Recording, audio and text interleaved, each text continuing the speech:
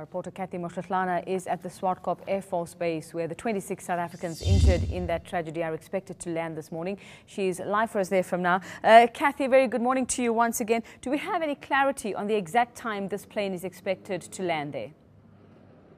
Well, at this stage, Vika, good morning. Officials don't want to tie themselves out, don't want to tie themselves down, rather, to a specific time. Earlier, they had said 7 o'clock, but what we're getting on the ground is that that plane could actually be landing at around 10:30 this morning. So the expectation is that sometime after 10, it should touch down here. Now, of course, we understand that they are en route. They did stop to refuel in Kinshasa, and so they should be in South Africa at around mid-morning, Uveka. What do we know about the condition of those on the plane?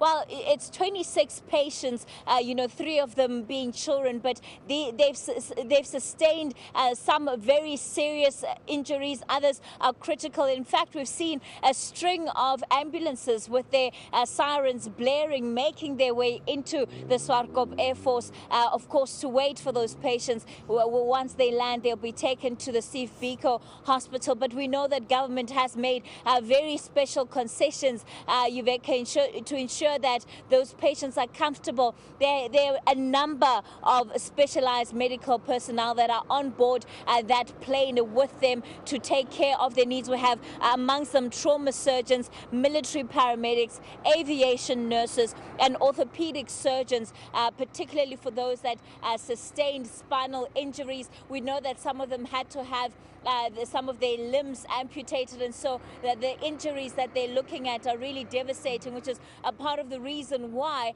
at Steve Biko Hospital there'll also be social workers to help them deal with the impact of the injuries they've sustained. Now, as far as logistics are concerned for today, we understand that some of the families may be making their way to Swarkop. At this stage, none of them have arrived yet. It's just the media. We're still outside waiting to be let into Swarkop.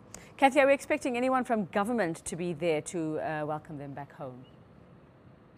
Yes, we are. In fact, I've seen the communications from Pumla Williams from GCIS Communications, and she's here already. The team is here. In terms of ministers, we'll still confirm who exactly is expected to be part of the entourage that will receive these injured South Africans. But you can imagine, it's over a week later, Uveka, that many of the families will finally be able to see their loved ones. And of course, the expectation is that some of those that still haven't been able to make contact with their families will probably also be making their way to Steve Biko Hospital. As we've seen them gather at the airport, a lot of people still hopeful that they could still find their loved ones alive. But of course, we know with the death toll standing as it is right now, the chances of that being very, very, very slim, Uveka.